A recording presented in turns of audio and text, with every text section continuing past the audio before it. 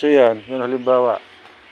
Ang punto ko diyan, ang punto ng concerned complainant, walang problema kung magtrabaho as long as covered na walang lilipad na likabok. Yun ang concern. Ngayon, habang wala, di ba may inintay kayong materyales? Habang wala, kung pwede lang, huwag muna kayo magkuha ng cement.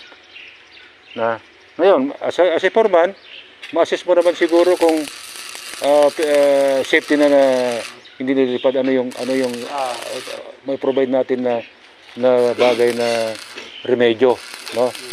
Kasi wala tayong magawa, foreman, kasi ang nagrereklamo.